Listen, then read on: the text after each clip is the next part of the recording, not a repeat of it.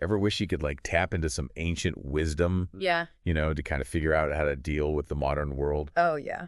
Well, that's what we're doing today. Okay. We're diving deep into The Art of War by Sun Tzu. Cool. Now, before you start thinking about like, battlefields and, armor and all that, Yeah. this isn't about becoming some, military strategist or anything like that. Right. It's about unlocking these like timeless principles for success Yeah. in business, Mm-hmm. in relationships, Mm-hmm. even just like everyday life. Right. We'll be working from a 1910 translation. Okay. So the language might sound a little, old school, Yeah. but the ideas are like sharp as ever. Oh, cool. I got to admit, this is a little out of my wheelhouse. Okay. So I brought in an expert to help us unpack all of this. Well, I'm happy to be here. Awesome. So what I think is really interesting about the art of war Yeah. is that it's not really about brute force. Yeah. Sun Tzu, he actually emphasizes winning without fighting whenever possible. Interesting. And he lays out 5 Right. fundamental factors that determine success. Okay. These are the moral law, Okay. heaven, earth, Right. the commander, and method and discipline. 5 fundamental factors, huh? That sounds pretty intriguing. Yeah. I gotta be honest, those sound a little abstract to me. Okay. So how do they actually apply to, say, like getting ahead in your career or, winning an argument or even just like navigating a tricky family dinner? Those are really great examples, and they get right to the heart of, Sun Tzu's brilliance. Okay. So let's take moral law, for example. Okay. So Sun Tzu says it's about aligning people towards a common purpose. Mm-hmm. So think of it like a company's mission statement Whoa. or a family's, shared values. Okay. It could even be your own internal motivation, Yeah. that drive that keeps you going. Okay, so it's like finding that common ground, that shared purpose Right. that everyone can rally behind. Exactly. That makes sense. Yeah. What about heaven and earth? Yeah. Are we like getting into astrology here? Not quite. Okay. But it does involve forces that are beyond our control. Mhm. So heaven represents, external circumstances that we can't change. Okay. Things like timing or market trends. Mm-hmm. But earth, on the other hand, represents the things that we can influence. Okay. Our skills, our resources, Yeah. even the environment that we choose to operate in. So it's about understanding both the hand you're dealt and like how you play it. That's a great way to put it. What about the commander factor? Okay. Does this mean I need to start like wearing a uniform? Not unless you want to. Okay. So the commander represents leadership, Okay. both in ourselves and in others. Yeah. And Sun Tzu highlights qualities Yeah. like wisdom, sincerity, courage, Right. and strictness. Oh. So think of a leader you admire. Yeah. And chances are they probably embody at least some of these traits. Okay, so it's not about barking orders. It's about cultivating those qualities Yeah. that inspire and guide others. Right. What about method and discipline? Okay. I'm guessing that's all about planning and execution. Got it. Okay. It's about organization, Okay. logistics, efficient use of resources. Mm-hmm. Sun Tzu talks about things like supply lines and Yeah. controlling expenses. Okay. And it's not hard to see how those would apply just as much to like a business budget Yeah. as they do to military campaigns. This is already making me rethink how I approach, well, everything. It's a powerful framework, isn't it? It really is. Yeah. But there's one thing I'm particularly curious about. Okay.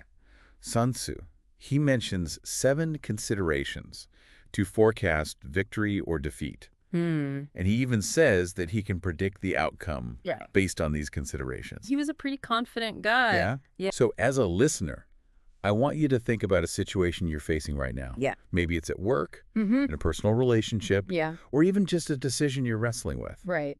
Which of these considerations that we're going to talk about feel the most relevant to you? I like that. So the 7 considerations that Sun Tzu asks us to consider are Okay. who has the moral advantage, Okay. who's more skilled, who has the advantage of timing and resources, Okay. whose team is more disciplined, All right. who has greater overall strength, Gotcha. who has better trained people, Okay. and then whose system of rewards and punishments is more effective. Okay. Yeah. Now, one of the things that really struck me about The Art of War Yeah. is this idea of winning without fighting whenever possible. It's Yeah. like he's saying Yeah. the best battles are the ones you never actually have to fight. Right. How does that play out in the real world? Yeah, so that concept is all about understanding leverage and strategic positioning. Okay. So it's about knowing when to push and when to hold back, Okay. when to negotiate Yeah. and when to stand firm. Mm-hmm. So think about a job interview. Okay. You're not literally fighting the interviewer, right? Right. But you are trying to, win the position. Yeah. It's a very subtle dance of influence and persuasion. I love that analogy. Yeah. And it applies to so many things. Pitching an idea. Yeah. Negotiating a deal. Right. Even just convincing your friend to try that new restaurant you've been raving about. Exactly. Yeah. And one of my favorite quotes from the book is, Yeah, right. "Supreme excellence consists of breaking the enemy's resistance without fighting." Wow.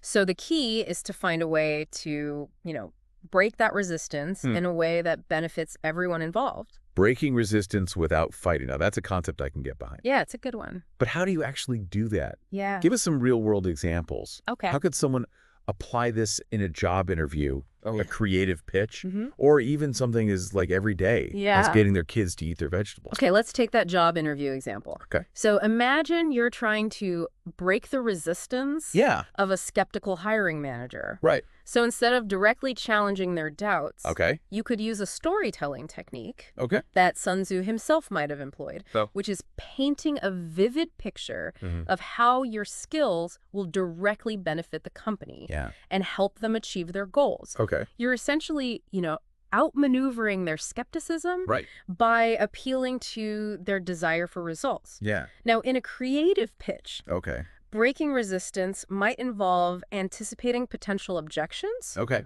and addressing them, head on. Okay. So you're not arguing, Right. but strategically preempting pushback Okay. with a well-prepared presentation Mm-hmm. that leaves no room for doubt. Okay. Yeah. And what about the vegetables? Ah, yes.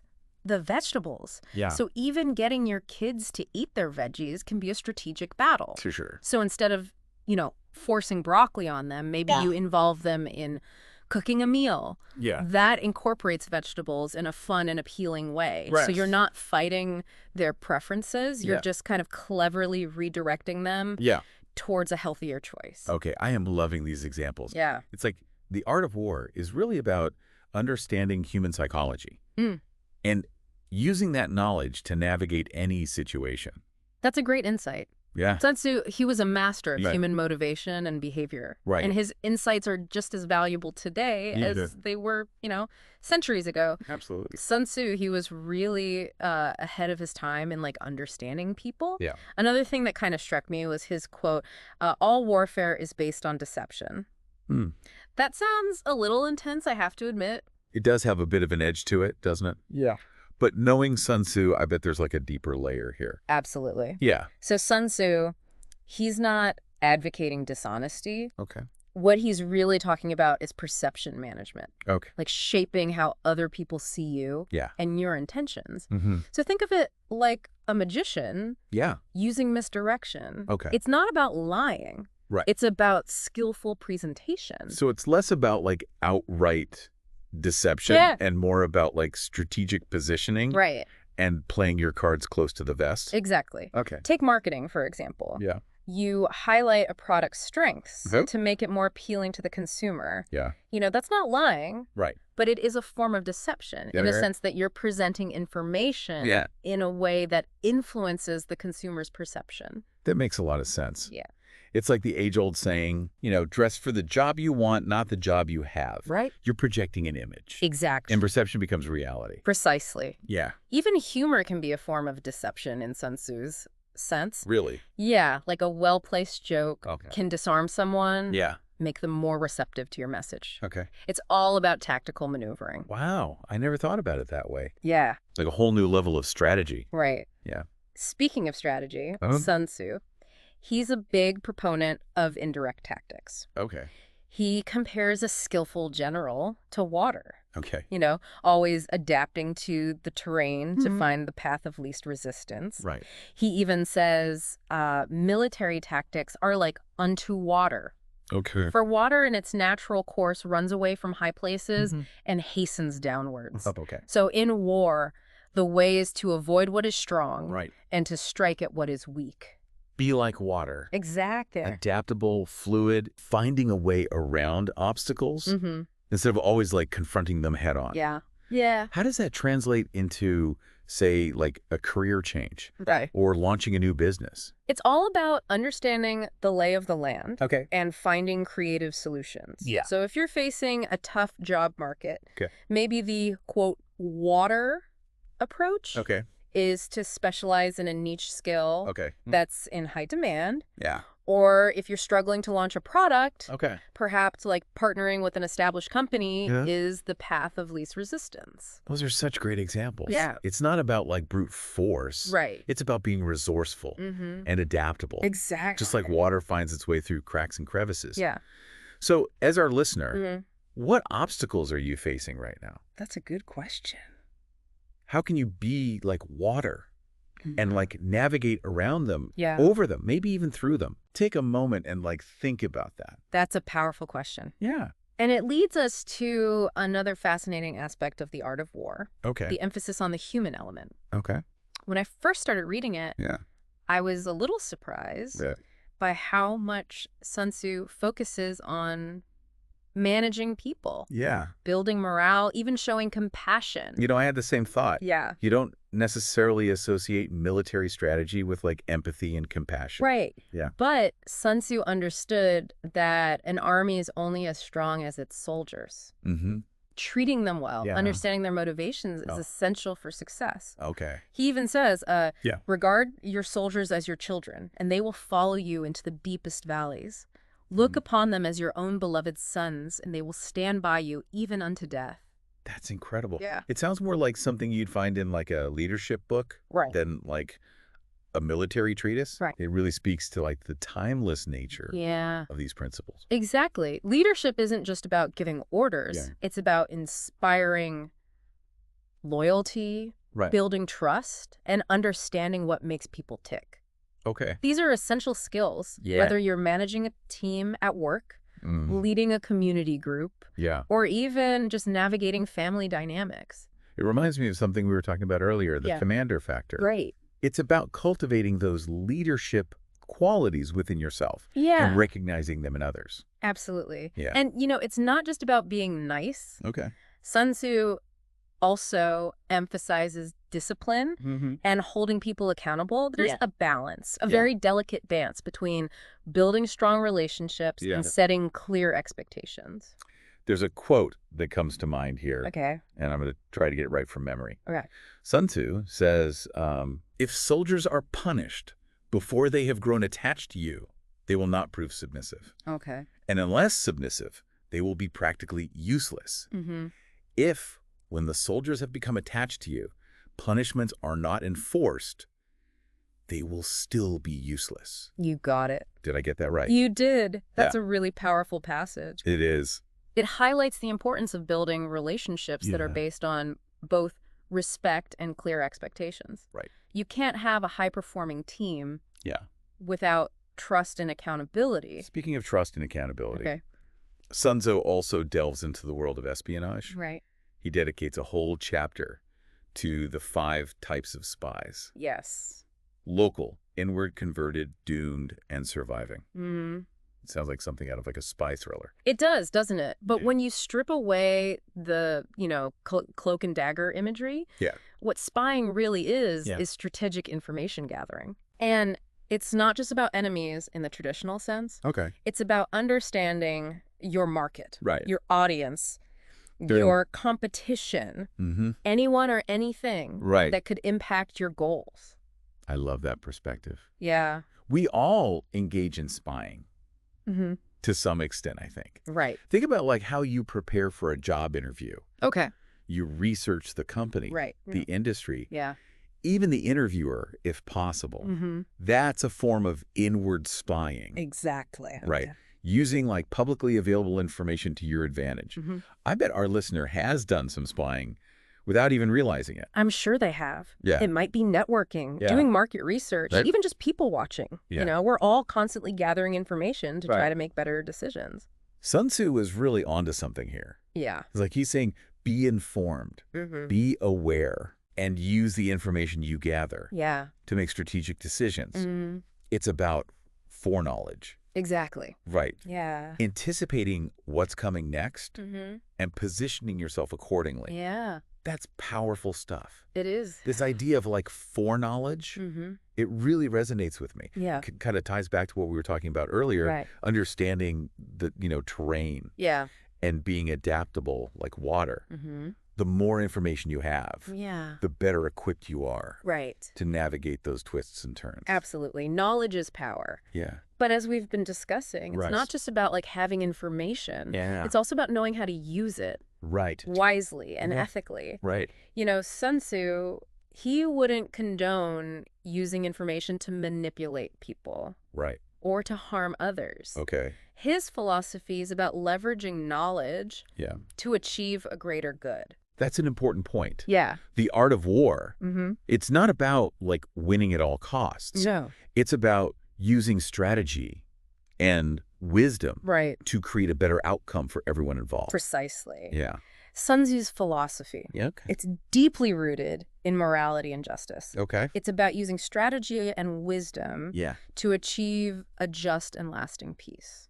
That's reassuring because sometimes the art of war, it can sound a little intimidating. Yeah, I can see that. Like it's all about like aggression and domination. Yeah. But what we've seen here is that it's really about strategy, adaptability, and understanding the human element in any situation. Absolutely. Yeah. It's a framework for thinking strategically and achieving your goals, no matter what battlefield you find yourself on.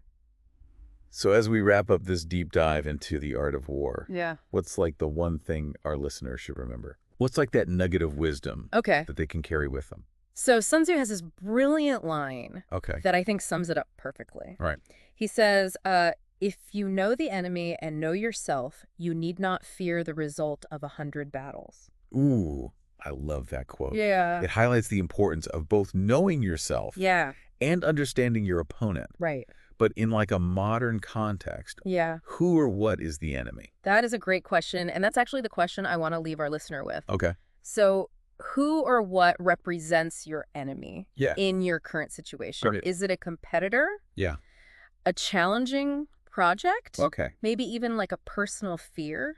Yeah. Or like a limiting belief that you have about yourself? That's a powerful question to ponder. Yeah. And once you identify like your enemy, how can you apply Sun Tzu's principles to overcome it? Right. Think about those 5 constant factors. The power of indirect tactics. Yeah. The need for both discipline and compassion. Right. These are all tools that can help you navigate any challenge and emerge victorious. Right. It's not about conquering others. Right. It's about mastering yourself and the situation. This has been an incredible journey. It has been fun. I feel like I've gained like a whole new perspective on the art of war. It's a great book. It's not just about winning battles. Right. It's about winning in like every aspect of our lives. From our careers to our relationships to even our own personal growth. These principles, they have the power to transform how we approach challenges. Absolutely. And achieve our goals. It's a powerful framework. Absolutely. Thank you so much for joining us. Of course. It's been a pleasure. On this deep dive into the art of war. My pleasure. I hope our listeners walking away feeling informed, inspired, and ready to apply these ancient wisdoms to their modern life. I hope so too. Who knows? Maybe they'll even pick up a copy of The Art of War themselves. Yeah. And discover even more timeless wisdom for sure within its pages.